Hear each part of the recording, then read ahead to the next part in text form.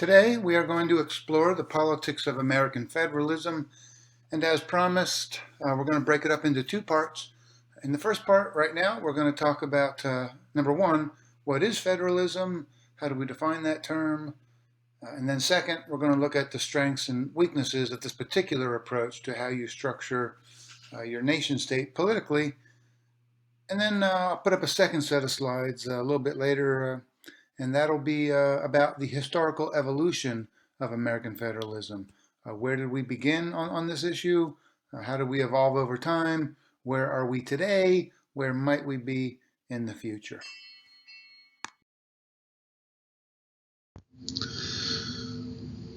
What is federalism? As noted in our text, and I think as noted in my intro video for this module, it's the distribution of power between the national government and, in the case of America, state governments and local governments. Right? So it's the idea of fragmenting power, one of the efforts by the founding fathers to create various checks and balances. Right? The feds can check the states can check the feds, the state can check local government can check the state government. So it all fits into that, right, in terms of the design of the Constitution. Now, it is true, right, that our Constitution creates a pretty sort of a broad framework for our federalism. what has been called by some an invitation to struggle, right, over exactly what our federal system looks like. There are different ways of doing federalism, right? In some models, the federal government is more powerful, states are less powerful. In other versions, the national government is less powerful, the states are a bit more aggressive. In some states, local governments have more power. In other states, local governments have less power vis-a-vis the state. So our Constitution leaves a lot of that to sort of be worked out by each new generation, right? We do have, right, the powers given to the national government in Articles 1, 2, and 3, primarily, often in broad outline. And then, right, the 10th Amendment, which says everything else that's not addressed by that's not enumerated to the feds, is reserved to the states. It also says, or to the people. It's never been clear what or to the people means. Basically, it's been to the states. Right, so leftover powers, although these reserve powers, right, are quite substantial. The power to shape policy in things like social welfare policy, in terms of dealing with homeless people or nutrition issues or other sorts of health issues, mental health, physical health. A lot of room to do infrastructure, especially roads. A lot of work to be done in public education, K through 12. A lot of work to be done in higher education, on and on. Right? Well, even though they are only the reserve powers of the states, those reserve powers are actually quite substantial. Oh, law enforcement, right? Public safety, local or state. Yeah. And by the way, powers given to the state are essentially then delegated in many cases down to the local governments. And that varies again from one state to another. Generally, I would say our federalism has been cooperative during the best of times, more cooperation. During the worst of times, probably less cooperation. A certain amount of conflict there, right, is probably healthy and necessary, part of our checks and balances, where you do get tensions between the national government and state governments. Or between the national government and local governments, or between state governments and local governments. All of those iterations. Sometimes there's conflict there, and that's okay most of the time. That's okay, unless it becomes like the Civil War, where it blows up. That's not acceptable. But a certain level of conflict is actually probably necessary. But you also don't want too much conflict. And I do think it's true, even today, although we're probably at a point, right, where the level of conflict there is higher because we're so politically polarized. But I still think for the most part, maybe I'm just being aspirational here, I don't know. But I do think most of the time there is a state of what's called cooperative federalism, where the feds and the states are on roughly the same page politically. That sounds a little naive, doesn't it? All right, and we saw when Biden was president, right, a lot of tension between the Biden administration and red states. And then now that Trump is president, 2.0, even more tension between blue states and the Trump administration. Again, that can definitely become unhealthy if it becomes too intense, like what's happening maybe right now in California. But yeah, there's a way to think about that.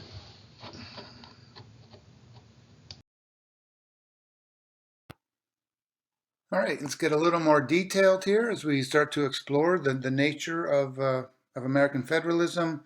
In terms of the U.S. Constitution's definition of what is federalism, we could summarize that pretty quickly. And some of this we've discussed before. We're just sort of repositioning it vis-a-vis federalism. Article 1, we know, right, lays out the powers of Congress, the enumerated powers of Congress. Um, Article 2 lays out the enumerated powers of the presidency.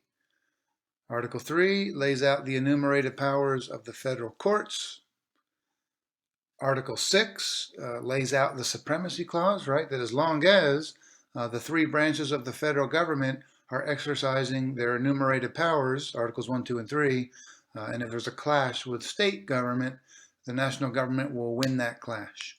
The supremacy clause, right? This is now the United States of America. It is no longer the Articles of Confederation. Under the Articles, right, the feds had very little power. There was no supremacy clause. Most of the action politically was at the state level. This is a reversal of that, right? Now more of the action is at the federal level, more constrained power to the states here. And we see that most clearly articulated in the Supremacy Clause, Article 6 of the U.S. Constitution. The 10th Amendment, right, lays out the reserved powers of the state governments, powers not delegated to the national government, right, not part of those enumerated powers, nor denied to the states, are reserved to the states or to the people. And again, that or to the people is some sort of a vestigial phrase that we've never really followed up on. So in conventional wisdom here, we would say that the 10th Amendment is all about those reserved powers being held by the states. Significant reserved powers, but still reserved, right? Those left over after Articles 1, 2, and 3 are played out politically. And then we should also note this, that local governments, also part of American federalism. You know, talk about local government here in the Valley, we would say, look, you got the Clark County commissioners. That's an important political subdivision, like Clark County. The city of Las Vegas, the city of Henderson, city of North Las Vegas. All of these local governments have significant political power within the state of Nevada. Let's be clear about this, however. Those local governments have no constitutional standing, no federal constitutional standing. The U.S. Constitution makes no mention of local governments. Now we'll see that local governments are very significant politically. They do have state constitutional standing in every state in the Union, but they do not have any standing whatsoever in terms of the U.S. Constitution.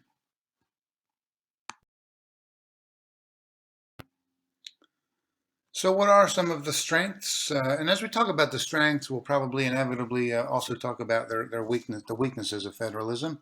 The first strength of federalism I want to talk about is the idea of states as laboratories of democracy, right? That many argue that when you decentralize political power down to the state level, this permits states to experiment with public policy, try different things out, different things that perhaps fit their own particular political culture, right? The political culture of Massachusetts might be different, shall we say, than the political culture of Alabama, which might be different from the political culture of California, which might be different from the political culture of Wyoming.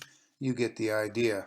So I guess that's a related strength here, right? The very fact that states can function as laboratories of democracy in some ways is a manifestation of the fact that we are a very large and diverse country, geographically very spread out. Regional cultures can differ quite a bit. State cultures can differ quite a bit. Federalism permits the expression of these various forms of unique political culture as different states experiment with different forms of public policy. And then, if that public policy is shown to be successful, if it works, if you will, if it seems to advance the cause of American democracy, These experiments, if you will, can then be played out on the national stage. Good example, Massachusetts back in the day when Mitt Romney was the governor of that state, a relatively liberal state, right? Ultimately, that state legislature passed health care policy that ended up looking a lot like the Affordable Care Act. Romney was not a huge fan of that health care law, but he did ultimately sign it into law. He decided to get on the bus because the bus was not going to stop for him. So Massachusetts passes something like universal health care. And ultimately, of course, so that became a significant model for Obamacare, or the Affordable Care Act of 2009. And this ended up, of course, hurting Mitt Romney right in that presidential election of 2008 because he kind of had this hung on his neck that he had signed into law, something that ended up looking an awful lot like universal health care in 2009. That became problematic for him politically, but a good example, right, of Massachusetts experimenting with a public policy seen by most as relatively successful, rolled out onto the national stage later on. Wisconsin back in the day, back in the late 80s into the early 90s, they were experimenting, many states were, with welfare policy. Wisconsin, with Tommy Thompson as governor, tried out something called W-2, or welfare to work.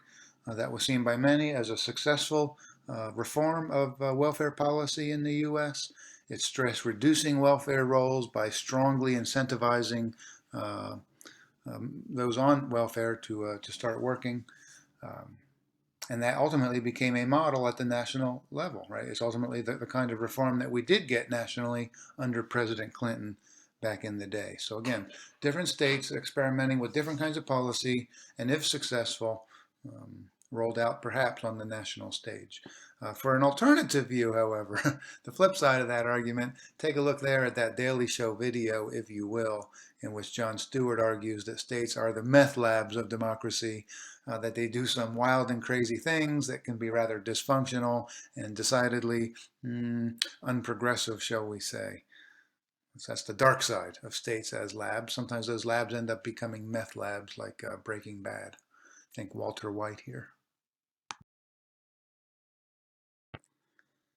Another advantage of federalism, although we'll see that often can become a disadvantage as well, the flip side, the dark side of this argument, but on the positive side, American federalism, to the extent that it devolves political power down to the state and local level, this offers for we the people many points of access to government, right? You can access the federal government. That can often be difficult for people.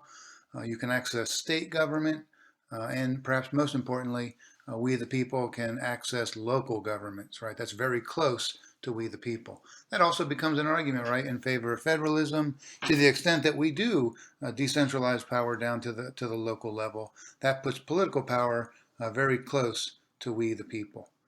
So these are arguments in favor of why federalism. It's been estimated, and I'm sure the number's not exactly precise. It's hard to track all of this, of course, nationally in such a big country. But the most recent estimates are that we have roughly 89,000 local governments across the country. That's a remarkable, perhaps insane number. So you see then, right, that if you want to access local government, you've got a few options there, close to 90,000 options. Now, that being said, right, maybe you can quickly see that this can become daunting for the typical citizen, right? Maybe too many points of access. Which government do I access to deal with my problem? Who's responsible? When there's that many forms of government and they have overlapping lines of authority, overlapping geographies, good Lord, how to figure it out. And in some ways, that's complicated in a state like Nevada, where we have a lot of these private forms of government, right? The HOAs, the homeowners associations. That's another form of private local government layered on top of these public forms of local government. And remember, 89,000, that's an insane number, of course it is. A lot of those are highly specialized districts, like often local governments will create sewer districts specifically to deal with water treatment issues and facilities and so forth. We have the Southern Nevada Water Authority here in the great state of Nevada. You got, I think, the Las Vegas Water Authority. You end up with Local governments created simply to build a stadium, for example, to build things like the what's it called here, the monorail, the fairly unsuccessful monorail that we have in Las Vegas, the monorail to nowhere, if you will. So recognize that inflates these numbers of local governments that we do have, but nevertheless, the number is pretty damn real.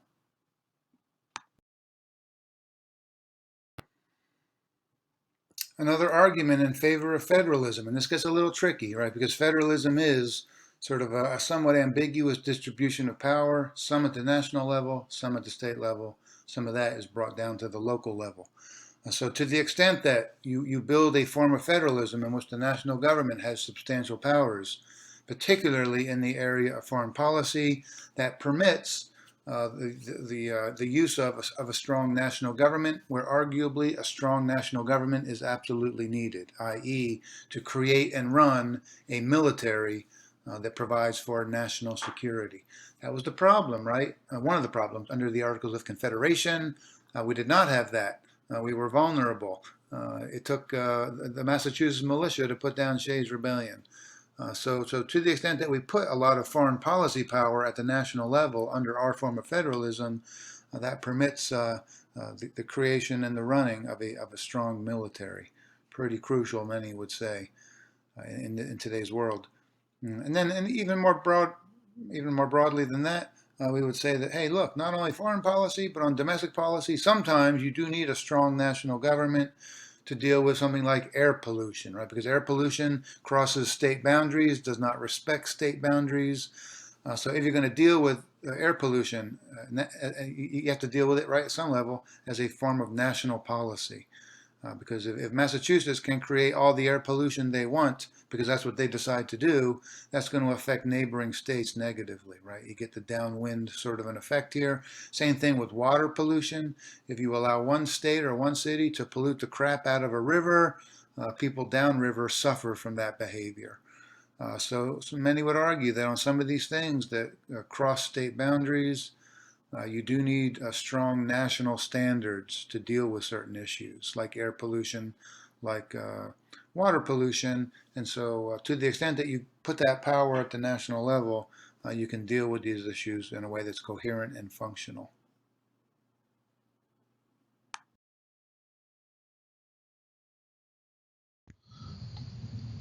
All right, so as we continue thinking about some of the pros and cons of American federalism as it works in practice, there are those who argue that an advantage of American federalism, right, which in this case means that each state will have its own unique economic policies of all sorts, right, that a state like California has chosen to have relatively high state and local taxes. A state like Nevada, right, has chosen to have relatively low state and local taxes.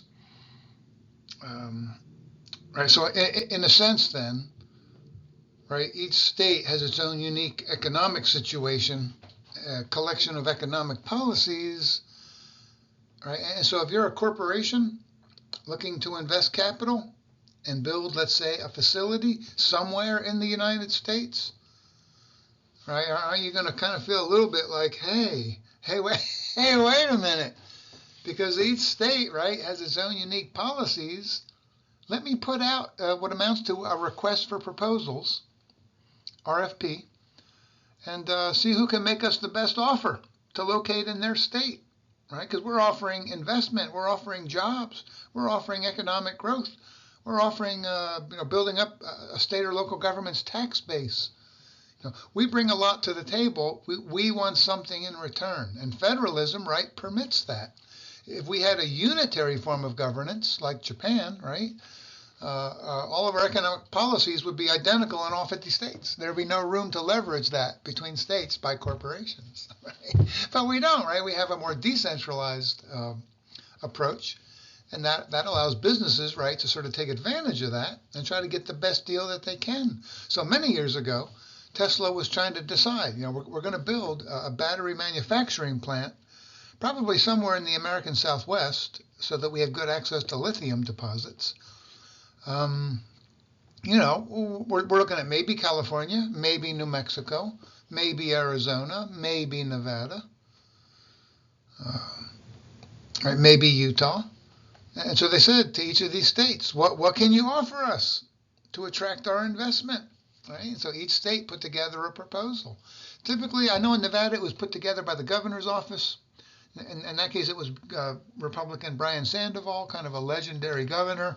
He and his economic team put together a proposal involving lots of tax breaks for Tesla over some number of years. Now, what they negotiated and what states these days do negotiate, and they didn't used to, but what they do negotiate now are sort of, how would we put this? Incentivized packages, right? Where if Tesla wants to get these tax breaks over this many years, they need to invest this much money by this time. And if they don't meet that goal, right, they don't get the tax breaks. If you want to get this tranche of tax breaks on your property taxes or something, or corporate taxes, you need to employ this many people at this wage by this date. And if you don't qualify for those subsidies. Man, states just used to give away the candy store and say, we're going to give you all these tax breaks no matter what. Even if you leave quickly, you'll still get those tax breaks. States began to realize we're getting played. We're getting played. So states have gotten much better at negotiating incentivized deals that do offer, in many cases, substantial tax breaks. But to qualify for those, right, these corporations do have to meet certain criteria. Thank heavens. So I know the Tesla deal, I think it was worth close to $1 billion in tax breaks. Then they expanded that plant recently and qualified for some additional tax breaks. So I think it puts them well north of $1 billion in tax breaks over some number of years. Right, and some say that's a good deal.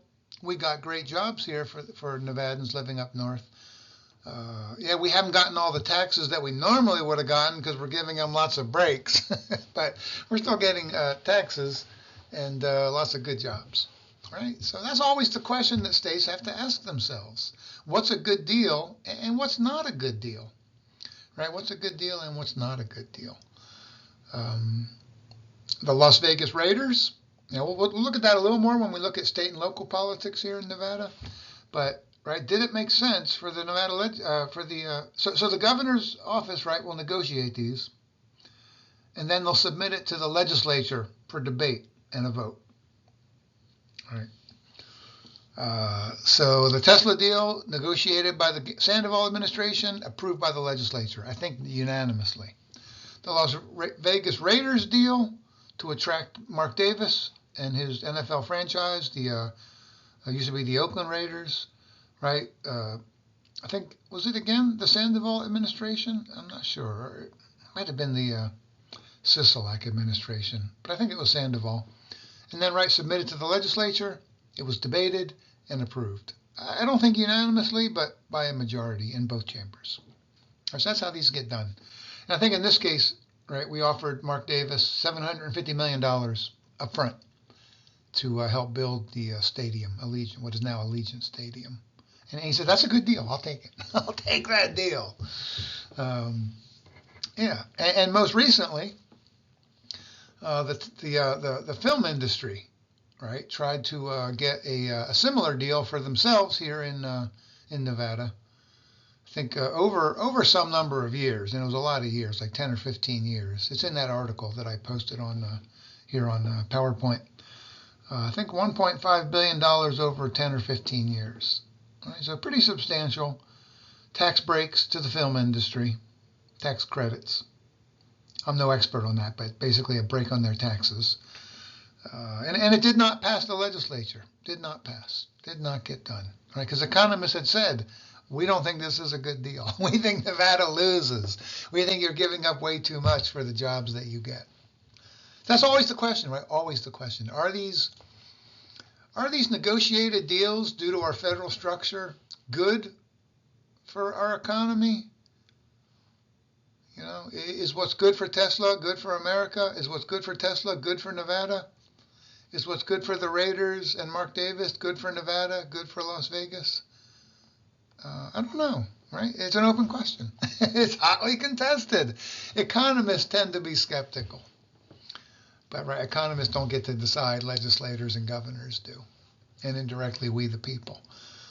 So this is a definite function of our federal system. Some say it's great. It's win-win. Win for the corporation, win for we the people of Nevada in this case. Others say no, it's win-lose. A win for the corporation and a loss for the people of Nevada who are surrendering tax revenue to get private investment. Yeah. Could that money have been used for other things like education? It's complicated, but we'll leave it at that. So, kind of pro and con here, right? Pro and con.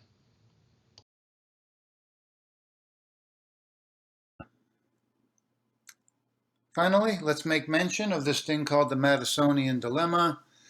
And this is a tricky one because, again, it's both strengths and weaknesses all in one here, depending on how it plays out in real time.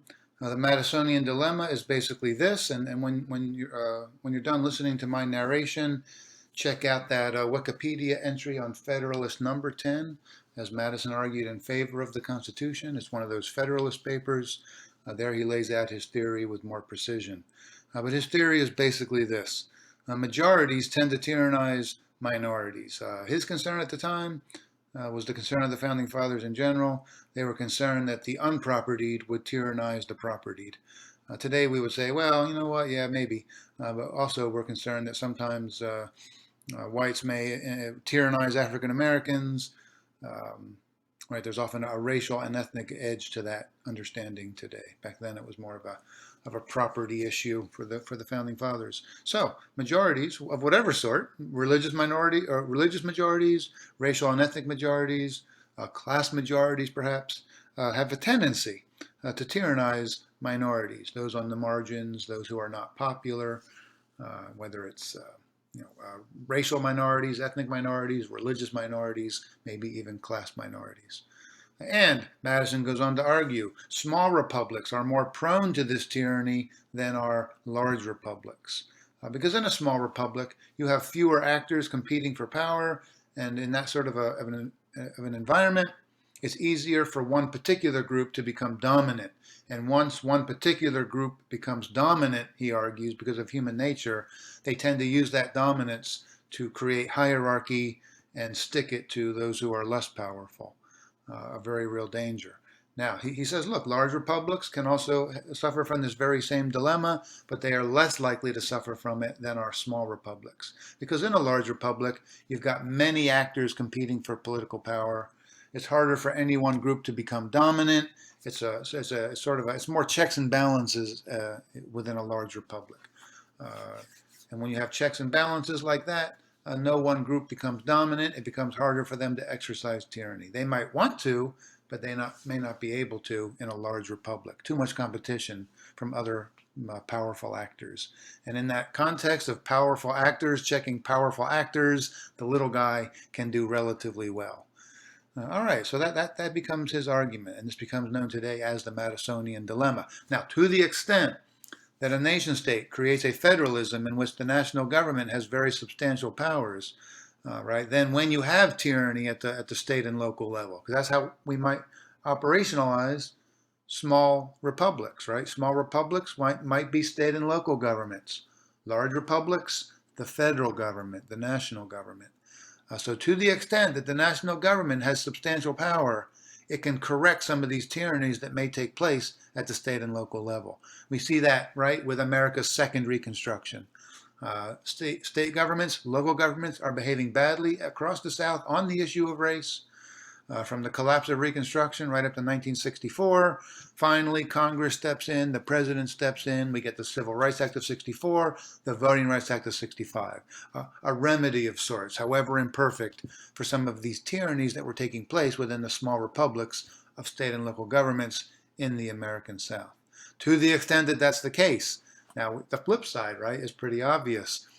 To the extent that federalism entails putting significant power at the state and local level, that can sometimes permit these state and local governments to exercise tyrannical behavior that can disbenefit various minorities, racial, ethnic, religious, political, and so forth. So that's what we might say, right, about the story of American federalism. It has permitted these kinds of tyrannies at the state and local level, but it's also facilitated the possibility of a national remedy to those tyrannies when the national government demonstrates the political will to come to grips with these tyrannies. So it depends on how it plays out, right? From the collapse of Reconstruction to 1964, our federal structure served us poorly on this issue. But once we hit 64, that begins to change. So it's a complex sort of a calculation here. It's both good and bad, federalism is, depending on how it plays out on this issue of the Madisonian dilemma. Let's also take quick note here. Look, the national government is also prone to behave badly sometimes, right? The internment of Japanese Americans after the bombing of Pearl Harbor. And you can find many other instances of the national government behaving badly towards minorities. Nevertheless, in Madison's estimation, comparatively speaking, state and local governments, small republics, more likely to misbehave than large republics, i.e. the national government. All right, let's try to wrap this up as quickly as we can. And I think we've already covered a lot of this ground. As we talked about the strengths of federalism, we also talked about the defects of federalism. But let's highlight that really quickly before we finish up and move on to part 2 of this discussion in a separate slideshow on the history of American federalism. One, right, states as laboratories of democracy sounds good unless these laboratories become meth labs a la Breaking Bad. You see the Jon Stewart argument, right? Sometimes you could argue states can do some pretty wild and crazy things that are pretty far out there, things that are really dysfunctional. You could argue that's a judgment call, but in the judgment of some, there are times when giving states all of this autonomy leads to abuses of political power that are not good for the quality of American democracy. Governments in federalism, right? 89,000 local governments, 50 state governments, one very large national government. American federalism is super complicated, overlapping lines of authority. If you've got a problem, who do you go to? Do you go to Clark County? Do you go to the city of Henderson? Do you go to the state of Nevada? Do you go to the Southern Nevada Water Authority? Do you go to your HOA? Good Lord, right? And if you go to one unit, they may say, that's not our problem, that's somebody else's problem. They'll send you to somebody else. They'll send you to somebody else. They'll send you to somebody else. You get the idea. You can get the runaround. Hell, this happens with private companies as well. This happens in the private sphere. It certainly happens in the public sphere. So the complexity, the sheer complexity of American federalism can make it less accessible to we the people. Buck passing, that's what we just got done talking about. So never mind, right? Sometimes governments don't want to take responsibility. They can always push it off on some other level of government. And related to that, are states sometimes too powerful? Are they given authority that they then abuse? Arguably, that can happen. And we also might note here, we talked about local governance being closer to we the people. That sounds good. That sounds pretty fantastic. But what can happen in practice? Right? Who are we the people most familiar with in terms of who are their elected officials? We typically know who our president is and the vice president. We typically know at least some members of the U.S. Supreme Court. We typically know who our senators are in Nevada. That would be Dean Heller and Harry Reid. We know that our representatives are Dina Titus, see if I can get this, Joe Heck, Mark Amadei, and Crescent Hardy. I can't believe I got that last one. He's the new representative that upset Robert Horsford in the last election cycle. So we typically know, right, who our federal officials are, our federal elected officials. Do I know who my state representatives are in Carson City? I think maybe Roberson in either the Assembly or the Senate. I forget which. I think he's in the Senate. Some other person represents me in the Assembly. I forget who that is, quite honestly. Do I know who represents me on the Clark County Commission? I do not. Do I know Am I represented at all on the Southern Nevada Water Authority? Well, kind of, sort of, I think, through who I helped elect as the mayor of Henderson. I think he or she might serve on that water authority. Not even sure. So we say, right, there's a lot of hoo-ha about local government being close to we the people. You know, who represents me on the Clark County School District governing board? I have no idea. It's somebody, for sure it's somebody. I just don't know who that somebody is. And I think I'm pretty typical, right? So often we trumpet the fantastic nature of local government being close to we the people, and yet it is often far less visible than the national government, right? It gets less media coverage. People aren't as interested in local politics. They're not. It's not as sexy as national politics. So I know who our governor is, Governor Sandoval, but after that it gets a little shady for me. Roberson, and after that I am definitely drawing blank after blank after blank. I'm probably pretty typical. So some would argue maybe that's a defect of federalism. We pay lip service to local government and state government, but we don't always keep our eye on the ball. And what happens when we the people don't keep their eye on the ball? State and local governments can misbehave, do things that don't represent we the people. They have a pretty low profile. Some would say that's potentially troubling. The national government, right, they're always under intense media scrutiny. They, in some ways, are more accountable. Further from we the people, but in some ways more accountable to we the people. So I just want to highlight that before we move on and start talking about the historical evolution of American federalism.